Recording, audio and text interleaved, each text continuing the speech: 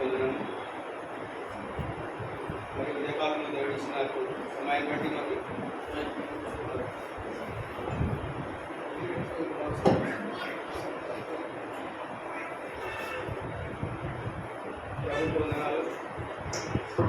ప్రభు చేసిన మేలును బట్టి మరోసారి ఆయనకు ఎన్నో తెలుసు. మరి నా పేరు రంగయ్య.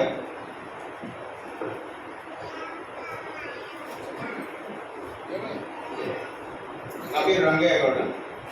కొంచెం చిన్న షార్ట్గా నా సాఫ్ట్వేర్కి నేను వాకింగ్ చూస్తాను.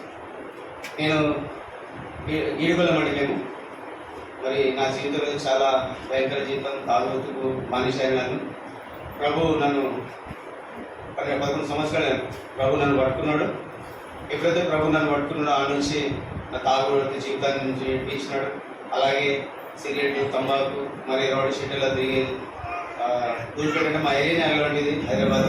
అలాంటి స్థితిలో ఉన్న నన్ను ప్రభు కాపాడాడు. ఎందుకంటే ఆయన విషయంలో నేను చెప్పలేము, కానీ ఆయన చిత్తంలో మేము ఉన్నాం కాబట్టి నన్ను నా కుటుంబాన్ని కాపాడు. అలాగనే మీ ముందు మరి మరోసారి ప్రభు ఆ సాక్ష్యం చెప్పడానికి ఇచ్చినందుకు వందనాలు. మరి మా గురించి ప్రార్థన చేయండి. మరి ముఖ్యంగా మనం ఆరాధనలో ప్రవేశించే ముందు మనం కొన్ని ప్రసిద్ధమైన మాటలు మనం చూసుకున్నామండి. యెషయా 58వ అధ్యాయం. ఇంకోటి నాకు చదువు కూడా సరిగ్గా రాదు. ఇప్పుడు చిన్నప్పుడు నేను చదివినాను. 8 సంవత్సరాల నుండి వర్షాలు పెట్టిన చదువు. మళ్ళీ ఎప్పుడు చదివంటే 36 సంవత్సరాల నుంచి మళ్ళీ నేను బైబిల్ పడుతున్నా. అప్పుడు దేవుడు నాకు చదువు తీసుకొచ్చినాడు. యెషయా 58వ అధ్యాయం. ఇలా మనం 2 వచనాలు చదువుకున్నాం. మొదటి కాలలేక ఘోరవుతున్నట్లు ఎలుగెత్తి బిగ్గరగా కేకలు వేయము. వారు చేసిన తిరుగుబాటు నా జనులకు తెలియజేయము. యాకోబు ఇంటి వారికి వారి పాపము తెలియజేయము. తమ దేవుని న్యాయాన్ని విడక నీతిని అనుసరించినట్లు వారైనట్లు అనుదినము వారు నా యొద్ద విచారణ చేయొచ్చు. నా మార్గము తెలుసుకొన నిత్య కనపరచుదురు. తమకు న్యాయమైన తీర్పు తీర్చవాలని వారు అడుగుదురు. దేవుడు తమ పక్షము ప్రత్యక్షుడు కావాలని నిశ్చయిస్తున్నారు. ఇంకో భాగం అండి, అదే 1వ అధ్యాయం. యెషయా 1వ అధ్యాయం 11, 12, 13, 15 చదువుకున్నామండి. అందరం కలిసి చదువుకున్నాం మీ మాటలు. యెషయా 1వ అధ్యాయము 11 నుంచి 15 వచనాలండి. యెహోవా సెలవిచ్చిన మాట ఇదే: విస్తారమైన బరువు నాకేలా, దాని పొట్టేళ్లను ఆగుమేసిన చూడకు క్రోవులు నాకు వేకసమాయను. పొడ రక్తమైనను, గొర్రెపిల్ల రక్తమైనను, మేకపోతుల రక్తమైనను నాకు ఇష్టం లేదు. నా సన్నిధి కనబడాలని మీరు వచ్చేస్తున్నారే. నా వరము తొక్కుటకు మిమ్మల్ని రమ్మనుచున్న వాడేవాడు. మీ నైవేద్యము వ్యర్థము, అది నాకు అసహ్యము పుట్టించి దుబరను దాని ఇకను తేకుడు.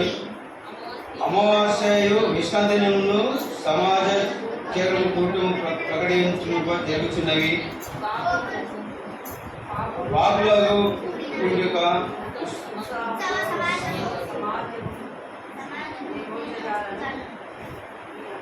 మీ అమావాస్య ఉత్సవములను నియమకాలములను నాకు వ్యయములు, అవి నాకు బాధకారములను.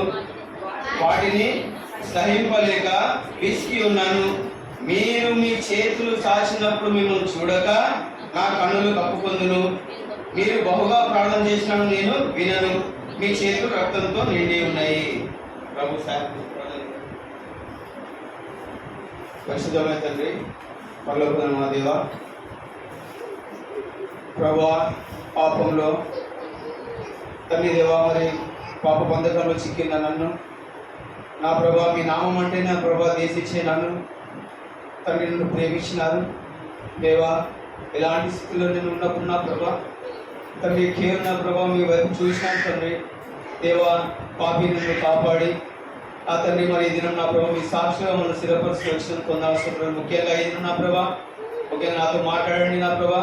నాలో ఉన్న పది మైనాన్ని ఖాళీ చేసి నా ప్రభా మీ పరిశుద్ధ మాటలు నింపండి నా ప్రభా. మీరు నాతో మాట్లాడుతూనే కాదు తండ్రి, నేను మీ బిడ్డతో మాట్లాడుతున్నా నా ప్రభా. మీ చిత్తానుసారంగా నడిచినట్టు ఉన్న ప్రభావ మీ పరిశుద్ధాత్మ దాన్ని సహాయం చేయండి నా ప్రభా. కృపచ్చుకోండి అయోగ్య నా ప్రభావ ఇక్కడ కూర్చున్న వాళ్ళకన్నా తండ్రి ఎలాంటి మంచితనము ఎన్నిక లేని వారిని నా ప్రభావ నన్ను క్షమించి మరోసారి రక్తంతో కడిగి పరిశుద్ధపరిచి నన్ను తండ్రి దేవా మేము నోటి గురగా వాడుకోమని నజరేయుడైన యేసుక్రీస్తు నామములో స్తుతించి ప్రార్థిస్తున్నాం తండ్రి ఆమేన్.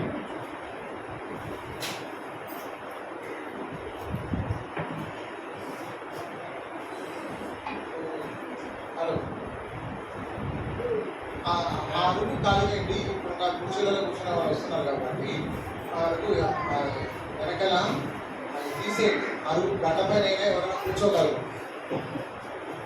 కొంతమంది వస్తున్నారు కదా, ఆ అరుగులు ఖాళీ చేయండి. బ్యాగులు ఏమైనా ఉంటే కింద పెట్టండి. ఆ అరుగు పైన అయినా కూర్చుంటారు, కింద కూర్చోలేను. సరే, మరి మనం ఎలాగనంట దేవుని న్యాయ విధానాలు పట్టుకొని ఉంటున్నామని. కానీ నిజమే, మనం హృదయపూర్తిగా ఆయన ఆరాధిస్తున్నామా? హృదయపూర్తిగా ఆయన మాటలు మనం ఆయన ఆజ్ఞలు పాలిస్తున్నామా? మరి ఇక్కడ యేషయ్య ద్వారా ప్రభు ఏమంటున్నాడు? ఇప్పుడు మనం చదువుకున్న 58వ అధ్యాయంలో 1-2 చదవండి. 52వ అధ్యాయం.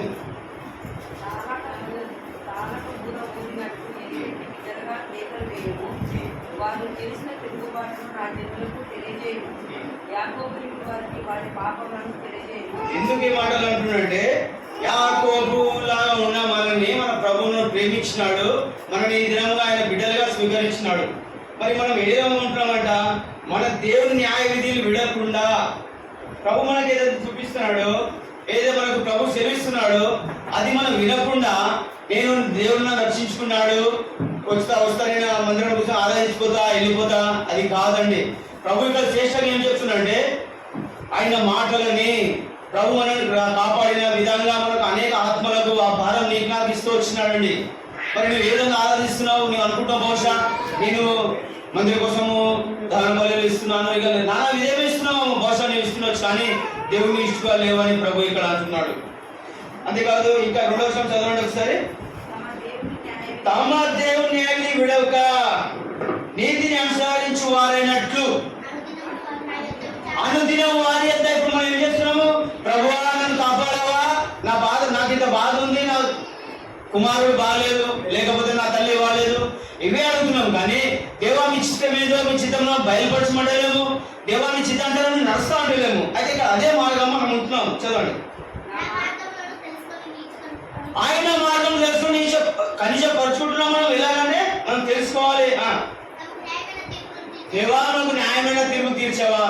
ఎప్పుడు తీసుకోవాలి న్యాయమైన తీర్పులు? మనం ఆయన మార్గంలో నడుస్తూ ఆయనకు మనల్ని అప్పగించాలి ఫస్ట్ ప్రభు. అందుకని లోకంలో అనేకులను ఏం చేశాడు? పిలిచినాడు. మరి వాళ్ళు ఏం చేసిన? కొందరిని ఏర్పరచుకున్నాడు. ఆ కొందరినే నీవు, ఆ కొందరినే నేను. మరి నీ నా జీవితంలో ప్రభు కోసం నువ్వు ఏ ప్రయాసపడుతున్నావు? ప్రభు నీకు చెప్తున్నాడు, డైలీ అయితే దేవుడు మాట్లాడుతున్నాడు కదా, వాక్యం ద్వారా, లేకపోతే దైవ సేవకుల ద్వారా, సంఘ పెద్దల ద్వారా ఏదో విధంగా దేవుడు మాట్లాడుతూ వచ్చినాడు. అయితే మనం ఆ మాటలకు, ఆయన ఆజ్ఞలకు అవిధేయంగా ఉంటున్నాం. ప్రభు చెప్తున్నాడు కదా, ఆయన మాటలు వినకుండానే మనం దారి తప్పిపోతున్నాం. అయితే మనకి ఏదో న్యాయం, ఇంకా మనం న్యాయం తీర్చాలి. ఓ దేవా, నేను మందిరానికి వస్తున్నాను, ఆరాధిస్తున్నాను, చూస్తున్నాను, అన్ని చేస్తున్నాను, మరి నాకు ఇలా ఉంది. ఎందుకు ఆ బాధలు ఉంటాయి? ఎందుకంటే ప్రభుని నీ ఇష్టానుసారంగా నువ్వు ప్రభుని అడుగుతున్నావు. దేవా నీ చిత్తం మీద నాకు తెలిపేదనా, నీ చిత్తంలో నడుస్తా. సంతోషం ఉన్నా, కష్టం ఉన్నా, బాధ ఉన్నా, దుఃఖం ఉన్నా, ఇబ్బంది ఉన్నా, ఏ సమస్య వచ్చినా ప్రభా నేను నువ్వు వెంబడిస్తా అని అప్పుడు తండ్రి నీ నాలో మార్గంలో నడిపిస్తాడు. 1వ అధ్యాయము, యెషయా 1వ అధ్యాయము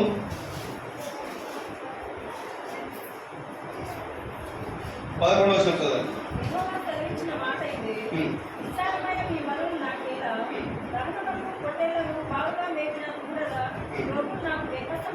ఏమైనా అంట? వేకస్యమైన చేస్తున్నాడు నీ జీవితంలో, నేను చేస్తున్నాడు నా జీవితంలో. ప్రభు ఇస్తున్నాడు అంటే ప్రభు అంగీకరిస్తున్నాడు. వేకస్యమైన అంటున్నాడు, ఎందుకంటే నాకు ఇష్టం లేదు అని. ఆయనకి ఏం కావాలంట? విరిగిన నలిగిన మనిషి కావాలట. మరి ప్రభు ఒక కాలంలో నా జీవితంలో నేను చాలా విసిగిపోయినాను, చేసి చనిపోయి దగ్గరికి ఉన్నాను. తల్లి ప్రేమ లేదు, తండ్రి ప్రేమ లేదు, నా ఫ్రెండ్స్ ప్రేమ నాకు దొరకలేదండి. అలాంటి సిచ్యువేషన్లో ఏం చేయాలి అంతగా తోచక ఒక వ్యక్తి ఇంతకుముందు నాకు చెప్పినప్పుడు ధృవీకరించాను కదా. విజయ్ ఒక్కసారి నా ప్రభు ఆ దేవుడు ఎవరో వేసాయి కదా, నేను వెళ్తా అని నా ఉదయం నిశ్చయించుకున్నా, ఉదయం చేయించుకున్నా. అప్పుడు వెళ్ళాను, నాకైతే ప్రార్థన రాదు ఆ సమయంలో. ఏదో వెళ్ళగాను, నా దేవుడు నాకు తెలియదు. నేను నిజంగా దేవుడు అయితే నేను నా దేవుడు ఏర్పడి నేను కూడా ఒక పూట పెట్టి నిన్ను కూడా పూజిస్తా అట్లా తీర్మానం చేస్తున్నప్పుడు ప్రభు నాతో మాట్లాడాడు, అన్ని తీసిపడేసి. ఎందుకంటే దేవుడు నాతో మాట్లాడాడు, అలాగే మిగతా కూడా మాట్లాడుతున్నాడు. మనం ఇక్కడ కూర్చున్నామంటే ఎందుకు కూర్చున్నామండి? దేవుడు మనల్ని పిలిచినందుకే, ఏర్పరుచుకున్నందుకే. 15వ వచనం ఏమంటున్నాడు? సారీ 12వ వచనం చదవడం. నా సన్నిధి కనబడాలని మీరు రచించున్నారే. మన సన్నిధిలో కనబడాలని వస్తున్నాం. ఎలా వస్తున్నాము? హృదయంతో ఆలోచించండి. నిజంగా ప్రభు ఇష్టానుసారంగా మీరు నడుస్తున్నారా? ఒకేలా మీరు నడుస్తున్నట్టే ధన్యుడు, ధన్యురాలు. మరి ప్రభు చెప్తున్నాడు, ఇది ఉన్న సన్నిధిలో ఉన్నావు అంటే ఏ స్థితిలో ఉన్నావు, ఎలా ఉన్నావు? ఒకసారి హృదయ ప్రశ్న. ఎందుకంటే నేను ఇలా మాట్లాడుతున్నాను, సేవ దేశంలో తెలియదు, నా హృదయం ఏమున్నది. మీరు కూర్చున్న వాళ్ళు మీకు తెలియదు, కానీ ప్రభు మాత్రం చూస్తున్నాడు. ప్రభు నా హృదయంలో ఏమున్నది ప్రభు చూస్తున్నాడు. ప్రియమైన సహోదరుడు, మరి ప్రభు ఇది అంటున్నాడు, ఆ విరిగిన ఆత్మల భారం ఉందా మీకు? 15వ వచనం అండి, 15వ వచనం చదవండి. మీరు చేతులు చాపినాడు మిమ్మల్ని చూడక. ప్రభు ఏమంటున్నాడు? మనం అలా నుండి ప్రభు మనం ప్రార్థిస్తున్నప్పుడు మన ప్రార్థన ప్రభు చూడడు, వినడు కూడా. ఆయన మార్గంలో నడుస్తూ, ఆయన మార్గంలో విస్తారిస్తూ అని చిత్తలు నడుస్తూ ప్రభు ఇస్తాడు. కానీ ఈ మనిషి ఎలాంటి వాడు, సాక్ష్యం ఇలా ఉంది అలా ఉంది కాదు. ప్రభు ఆయనని ఏ విధంగా నడిపిస్తున్నాడు. నేను బహుశా ఇలాగనే నేను ఆలోచిస్తున్నప్పుడు ప్రభు నాతో దర్శించినాడు, ప్రభు నాతో మాట్లాడుతూ వచ్చినాడు. నిషేధించిన దేన్ని అది నిషేధించిన అన్నకు అంటున్నాడు. మన హృదయం చేస్తండి ప్రభువుకు. చదవండి, పూర్తి చేయండి ఆ భాగం మాట. మీరు ఎట్లా చేస్తా? బహుగా ప్రార్థన చేసిన, బహుగా ఏడ్చి ప్రార్థన చేసిన నేను వినను అంటున్నాడు. ఎందుకు? మీ చేతులు రక్తం అంటే కొంచెం చంపేయాలి కాదు, హింసించడం కాదండి. నీవు ప్రభు చెప్తుండు, ప్రేమించకపోతే నువ్వు అనుకుంటున్నావు బహుశా నేను ఇది చేసినా అది చేసినా, అది కాదండి. ప్రభు ఈ దినం నీ హృదయం అడుగుతుండే, ఎలాగంటే నేను అడిగిన హృదయం ద్వారా అనేక ఆత్మలు రక్షించబడాలని. రండి, ప్రభు ఎలాగ ప్రేమించినట్టు మనని, ఒక తల్లి కన్నా ఎక్కువ ప్రేమించినాడు ప్రభు మనని. 66వ అధ్యాయం యెషయా 13వ వచనం చదవండి. 66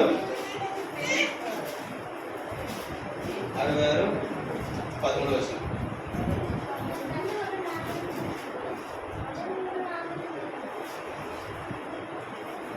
ఒక తల్లి, ఒక కుమారుడి తల్లి ఎంతగా ప్రేమిస్తుందో దానికన్నా ప్రభు అన్ని ఎదికగా మనం ప్రేమించినాడు. తల్లి మనకు ప్రాణం పెట్టారు, కానీ ప్రభు మన కొరకు ప్రాణం పెట్టాడండి. చెప్పండి, ఇప్పుడు తల్లి ప్రేమ ఎక్కువనా ప్రభు ప్రేమ ఎక్కువనా? మనం తల్లి ఎంత ప్రేమిస్తున్నాము. తల్లిని ఎవరైనా ఒక మాట అంటే మనకు అర్ధాక్ష కాదు, ఏమంటున్నా తల్లి మీద పోతున్నాడు మనం చెప్తాం. అదే యేసు ప్రభుని మాట్లాడుతున్నా చూసుకుంటూ వెళ్ళిపోతాం, కానీ ఒక మాట చెప్పము. ఒక మాట చెప్పాల్సి కదా, ఇది కాదు ఇది కాదని చెప్పాలి. దేవుడు ఎంతగానో ఎందుకు ప్రేమించాడంటే నిన్ను, ఆయన శివలో ఎందుకు నిందలు పొందాడు? ఎందుకు మనం పొందడానికేనా? కాదు, చెప్పాడు నువ్వు అన్ని సహించిన బిడ్డ, నీకు ఇప్పుడు నీవు నన్ను వల్లే ఇతరులు నా వెంబడించమన్నాడు. ఏమైనా సోదరుడా, మరి నీ హృదయం ఎలా ఉంది? నువ్వు ప్రార్థన ఎలా చేస్తున్నావు, ఆరాధన ఎలా చేస్తున్నావు, మందిరంలో ఎలా ఉంటున్నావు? సామెతలు 15వ అధ్యాయం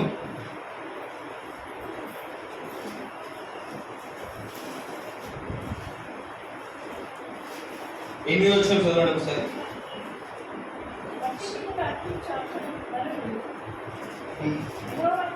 భక్తిహీనులు అర్పించే బలులు యెహోవాకు ఏమి అంటే? భక్తిహీనులు అంటే ప్రభువును మనం ప్రేమించుకుంటేనే భక్తిహీనులండి. ప్రభు మనకు చెప్పిన మాటలు అగ్రహంగా మన సోదరుని చుట్టూ వాళ్ళని మనము ప్రేమించలేకపోతున్నాము. అదే భక్తిహీనత. ప్రభుని తెలుసుకొని కూడా ఇంకా ప్రభు తెలుసుకొని ఉత్తరాలను ప్రకటిస్తున్నాం అంటే అదే భక్తిహీనత. ఇంకా కింద చదవండి, ఎంత మంచి మాట అది. యథార్థవంతుల ప్రార్థన ప్రభువుకు ఆనందకరం అంట. నీకు కాదు, నాకు కాదు. నువ్వు భాష అనుకుంటావు, నేను ప్రార్థిస్తుంటేనా సేవకుడు చూసి నన్ను మెచ్చుకుంటున్నాడు, లేక సలపడుతుంది ప్రార్థన చేస్తే మెచ్చుకుంటున్నాడు. కాదండి, ప్రభు ఆనందించాలని ఆరాధన ప్రార్థన చేసే ప్రభుత్వం ప్రభు ఈ దినం అంటున్నాడు, కీర్తన 51 అధ్యాయం 17 వచనం. సమయం లేదండి. కీర్తన 51 అధ్యాయం 17 వచనం, 16 వచనం చదవండి. ప్రభు పని కోరాలండి. చదవండి.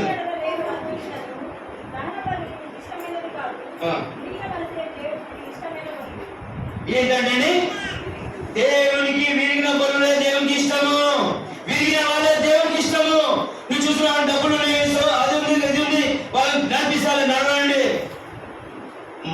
ప్రేమ లేని చోట ప్రేమ విత్తాలి మనము. అందుకని ఇక్కడ ఏమంటాడు ప్రభు చెప్తున్నాడు, విరిగిన బలులే దేవునికి ఇష్టమైంట. విరిగిన వాళ్ళను మనం మందిరం తెచ్చుకుంటూ ఆయన సన్నిధిలో ఉంటే ప్రభు ఆనందించేవాడుగా ఉంటున్నాడు.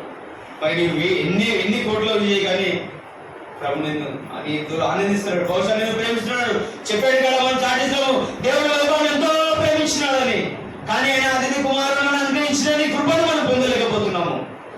ఎందుకంటే ఆయన ఆజ్ఞలు అనుసరించలేకపోతున్నాము. కీర్తన 40 అధ్యాయం దావీదు మరింత మంచిగా అంటుంది ఇక్కడ. బాబా 8వ వచనం, దేవా 40వ అధ్యాయం 8వ వచనం, నా దేవా నీ చిత్తము, నా దేవా నీ చిత్తము, ఆయన చిత్తం నెరవేర్చుట. ప్రభు ఆజ్ఞించిన చిత్తాన్ని చిత్తం నెరవేర్చాలి. మనము నెరవేర్చున్నామా? ఇక దావీదు ఎట్లా ఆయన సంతోషపడుతున్నాడు అంటే, నా దేవా నీ చిత్తం నెరవేర్చడానికి సంతోషము, నీ ధర్మశాస్త్రం నా అంతరంగంలో ఉన్నాయండి. వాక్యం చదువుతున్నాము, మనము ఒక సహోదరుని ప్రేమిస్తున్నామా?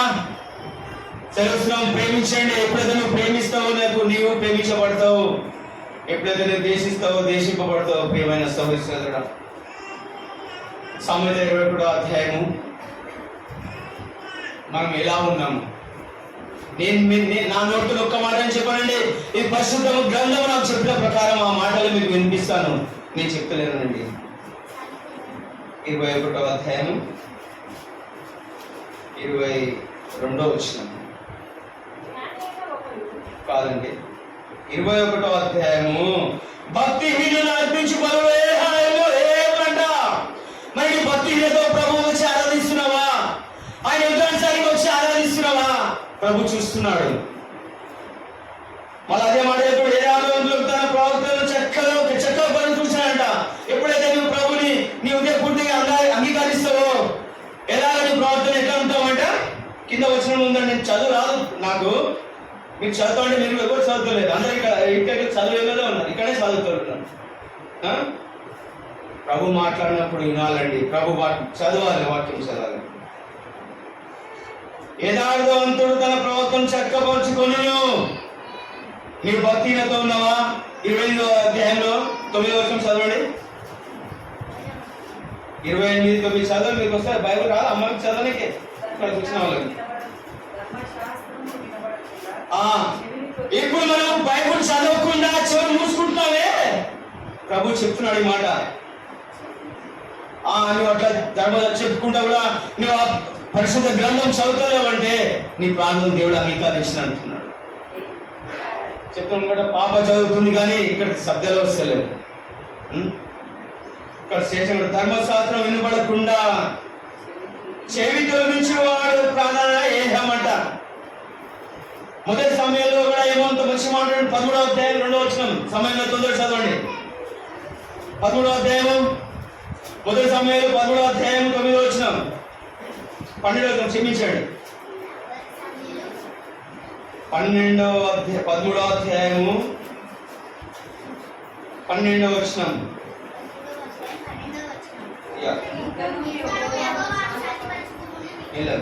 మెల్ల చదవండి.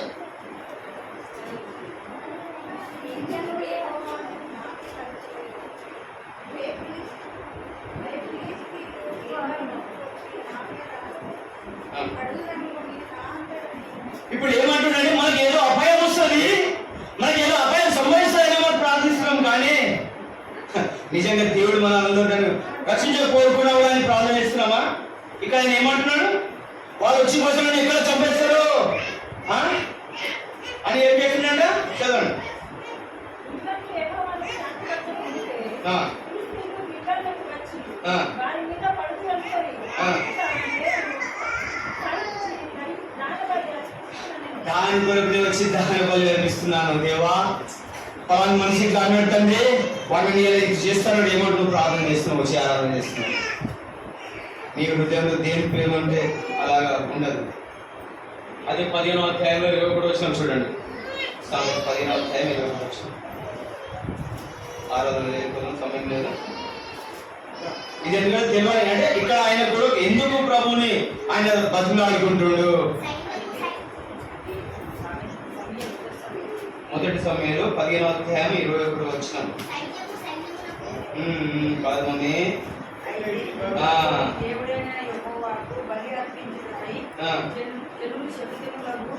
శకునములకు గొర్రెలు మనం కూడా అలాంటి ఉద్దేశాలు పెట్టుకుంటున్నాం మనము. ఎలాంటి ఉద్దేశం అంటే శకునం ఎక్కడ వచ్చింది, శకునమైన మంచి మంచి కాదండి. అలాగే మనం అనుకుంటాం మన ప్రభువులను కాపాడుతాడు కదా అని అదే ఉద్దేశంతో వచ్చి మనం ఆయన ముంగట అడుగుతున్నాం. కానీ ఆయనకి ఇష్టానుసారంగా అంత 22 వచ్చిన చదవండి. అందుకు సమయం ఏమంటున్నాం 22. తాను సెలవించిన ఆజ్ఞను ఒక్కరు గాయకుడు వలన యెహోవా సంతోషించినట్లు దహన బలులను సంతోషించిన సరే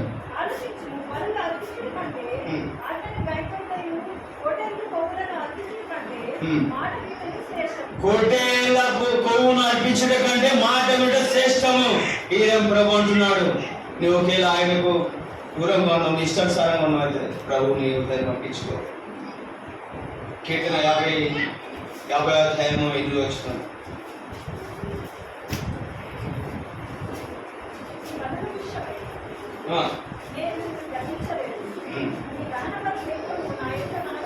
ఏమంట, ఇప్పుడు నేను వచ్చిన ఆరాధిస్తున్నాను దాని విషయం నేను అంటలేను.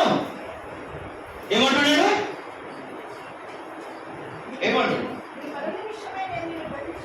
నీ బలుల విషయమై నేను గతిస్తలేను. చూసినావా, నీ హృదయంలో నీ ఆలోచనలు, నీ తలంపులు నువ్వు ఎలా ఉంటున్నావు ప్రభు చూస్తున్నాడు. కాబట్టి ప్రభు ఇది నమ్ముతుండు. ఆయన ఆత్మల భారం కలిగి ఉన్నావు, విరిగిన మనసులో విరిగిన వాళ్ళని ప్రభు సన్నిధిస్తున్నావా. కమ్ములు వచ్చిన చూడండి.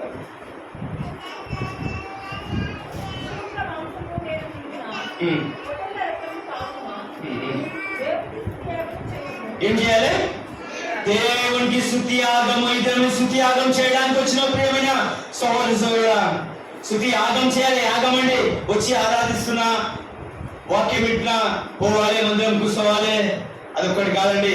దేవుని భయపడుతూ ఆరాధించమంటున్నాడు. దేవుని భయపడుతూ ఆయన సన్నిధిలో నడవమంటున్నాడు. కీర్తన 40వ అధ్యాయం 6వ వచనం అదొకటి సరి మనం ఆరాధనలోకి వెళ్దామండి. సమయం అయితే ఎంత నాకు చూసుకోలేను. 40వ అధ్యాయం 6వ వచనం.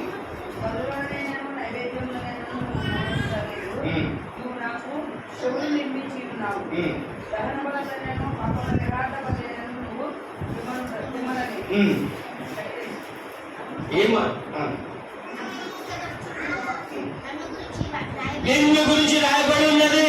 ప్రభు ఇక్కడ చెప్తున్నాడు ఏంటంటే, నాకు చెవులు అంటే నువ్వు ప్రభు వాక్యము నీ చెవులలో నీ హృదయంలో దోచున్నది. ప్రియమైన సహోదరుడా, ఎప్పుడైతే నువ్వు ప్రభు యొక్క వాక్యాన్ని ఆయన నీలో నువ్వు ఇష్టంగా నువ్వు నిజంగా స్వీకరిస్తే ప్రభు నీలో కార్యం ఇస్తాడు. అది 96వ కీర్తన. ఇది ఒకటి చదువు ఆరాధన. 96వ కీర్తన.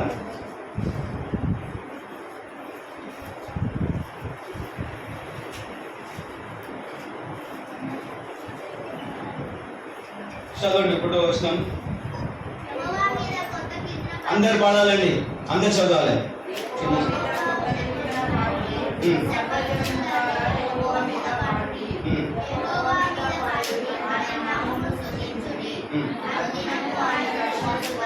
అనుదినము ఆయన రక్షణ సువార్తను ఏం చేయాలండి, ప్రకటిస్తున్నామా?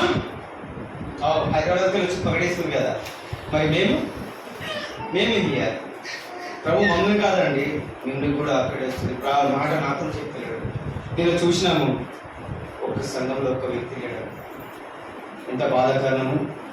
ఇదే నా ప్రభు మనతో మాట్లాడేది. అదే నా ప్రభు ప్రేమించిన ప్రేమించిన వారు ఏమవుతారంట మరి వడిలోదా ఇలాగే ఉందామా చెప్పండి, ఇలాగే ఉందామా? మరి ఆ భారం లేదా? రక్షించబడలేదా? ఆయనను రక్షించబడలేదానికి రక్షించబడ్డాము కాబట్టి ఇతరులు కూడా ఆ రక్షణ నడవాలి కదా. ఎందుకు? 4వ వచనం చదవండి. మన తండ్రి మహాత్యం గలవాడట, ఆయన అధిక స్తోత్రములు పొందదగిన వాడట. నీతోని ప్రభు నీతోనే నాతోనే అధికమైన స్తోత్రం పొందాలనుకుంటున్నాడు. మరి ఆ దినం ప్రభు నేను మోసని ఏర్పరచుకుంటే మనము ఈ దినం ఉంటుంటే ఇక్కడ ప్రభు చేయకపోతాడు అవి కార్యాలు. ఎందుకు ఇప్పుడు మన గిన్నె ఎందుకు వాడుకుంటున్నాడు? దేవుడు చేయలేదా కార్యము? రంగైన ఎందుకు వాడుకుంటున్నాడు? దేవుడు చేయలేడా? మనిషి ద్వారానే మనిషిని తేవాలని, మనిషి ద్వారా మహిమ పొందాలని మన ప్రభు వారు అడుగుతున్నాడండి. ఆయన తగిన మనం చెల్లిస్తామా? 1 వచనం చదవండి, ఆరాధన ప్రవేశిస్తాం. యెహోవా నామముకు తగిన మహిమ ఆయనకు చెల్లించు. ప్రభు నా జీవితంలో చేసాడు ఎన్నో మేలు. నేను గంభీరంగా చెవులు మూసుకుని ఆయన ధర్మశాస్త్రం అనుసరించుకుని నడుస్తుంటే ప్రభు నాతో మాట్లాడు. 5 ప్రభు నీతో కూడా చెప్తున్నాడు. నువ్వు ఆరాధిస్తున్నావు, ఏ విధంగా ఆరాధిస్తున్నావు? ఇప్పుడైనా ప్రభు ఒక మాట విందాం. మనం ధర్మశాస్త్రం నువ్వు వినుకుంటున్నట్లు మనం చెవులు మూసుకోవాలి. లేదా దేవా నాకు న్యాయాలు తీర్చమని మనం అనుకోరు. ఆయన ఇష్టాలను నడిస్తే ప్రభు నీకు ఆ న్యాయమైన తీరుస్తాడు. ఇన్ని సంవత్సరాల ఎన్ని నెలలని ప్రార్థిస్తున్నా నేను పొందలేను. ఇదే ఎందుకు పొందలేమంటే నీ ఉదయం ఆయన తట్టు లేదండి. ప్రభు ఈ మాటలు దీవించి ఆశీర్వదించారు.